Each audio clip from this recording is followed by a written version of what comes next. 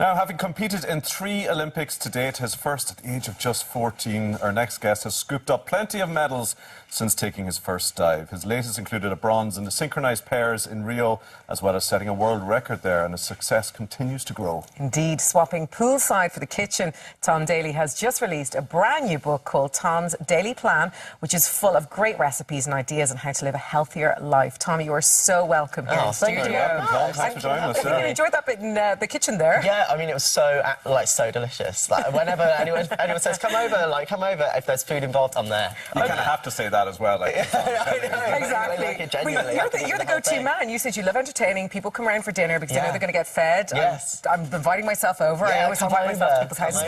But obviously this brand new book is all about, I suppose, home-cooked goodies that you've learned and grown up with. Yeah, exactly. All the things that I started cooking from a very young age, going to my grandma's house, learning to cook and all that kind of stuff. And all the recipes in there are made to be not so that you're eating a boiled piece of chicken and a steamed piece of broccoli. It's things that you'd actually want to eat, because I think people automatically assume if you're going on a diet, you have to eat salad and nothing else, where actually you can eat a wide variety of things. And even there's sweet treat sections in there, because as long as you're eating the right portion sizes and exercising at the same time, you can get away with eating lots of things. Sounds good, yeah. There's a bit more than just recipes, isn't it? There's sort of a little bit around the edges of the Tom Daley life. Is that fair to say? Yeah, there's all sorts in there. There's workouts in there that you can do at home for each day, all different fitness levels, starting from beginner all the way to advanced. And then life hacks is what I call them in there. Things to help with sleep, anxiety, motivation, goal setting, and also a lot of mindfulness and meditation too. Because obviously you train 6 hours a day, 7 days a week, I would imagine. 6 days a week. I give myself you might get a Sunday off. But I suppose obviously your body as an athlete is there to be trained, and you are highly tuned. But for the normal Vormans like myself and Tommy,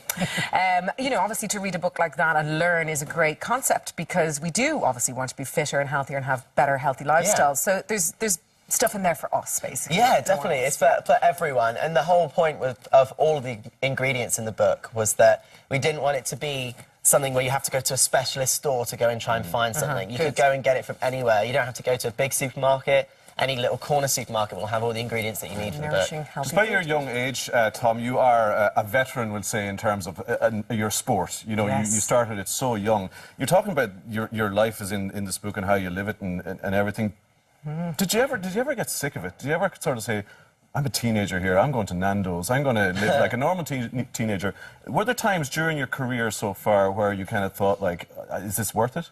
Well, not really, to be honest, because, I mean, there's always times where you think, oh, like, I wish I was going to my friend's party today, or I wish I was doing that. There we go. And wow, I was 13 there. Oh, my goodness. But it was one of those things that I've loved it every time that I've done it. I've loved every single moment of being in the pool and training. And you know, when people worry about if you're going to miss out on doing this or you're going to miss out on doing that, when you can go for food and you can go out with your friends, just make healthier choices. Like you said, like going to Nando's. There's plenty of choices in there that you can get that aren't so, aren't unhealthy. And the same with going out. If people are going to go out to a club or go out drinking, you don't have to drink. You can go there and have like a fun time. Yeah. It's just about making those choices. The other thing I would say about you, Tom, is that your life, you've sort of matured and came of age in the public eye. Yeah, very much so. Were there times during that spell, and there were so many ups and downs, there was the successes and the glories, there was the downs, there was the tabloid intrusion in so many areas. Were there times in that side of it where you kind of thought that this is too much of a price to pay? Well, to be honest, I don't ever read any of it. Right. And That's a good idea. I just live my life being like who I am, with my friends and with my family, and training as hard as I can, and all of that stuff comes with it. I think in the age of social media, I don't think of it at all. Like, I go and if I tweet, if I Instagram, if I go on Facebook, I do it because it's just something that everyone my age does.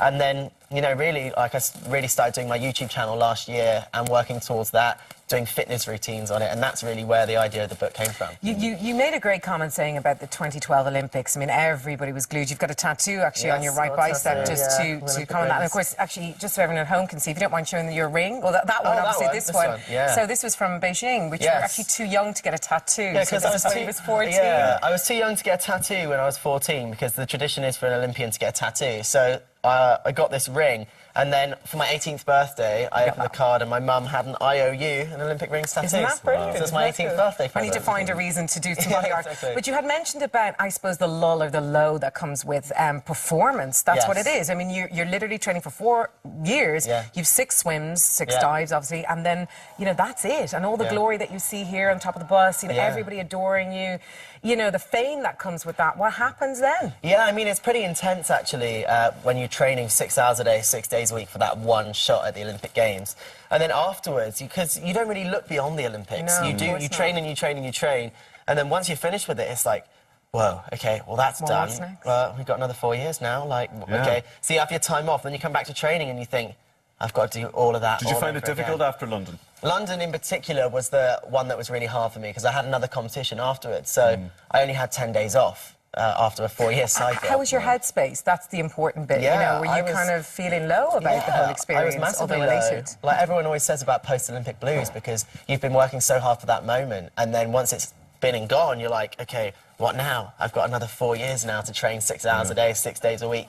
And do it all again for that, you know, one moment. And you had your injury problems and you had that sort of issues to deal with, yet you come back in Rio and you win a bronze with Daniel in the synchronized pairs. And I wondered, was there almost a sort of even greater sense of satisfaction with that? Because you know what, you know, to use that horrible phrase, it's a journey, and you came back and you proved that you can do it again. How did Rio feel specifically? Yeah, I think it is. It's always a journey whenever you're going into sport. And I think it's really hard to explain to anyone what it means to qualify for the Olympic Games, because that's the hardest thing to do. After all of that training, getting to those Olympic Games is the pinnacle of any athlete's career. Because when you see those 5 rings on the wall, it just does something. It's got a special magic, doesn't it? Yeah, and it's really hard to explain like how it makes you feel. But standing on the board in the Olympic Games, representing your country, there's no better feeling than that. Now, your house must be busting with awards, OK? We're just going to fill people in, because your fiancé-to-be is Lance Black, who, of course, screenwrote Milk with Sean Penn, who won an Oscar. Yes. The Oscar is in your downstairs toilet. Yeah, it's in the loo, just sat there. You have all your Olympic medals, so...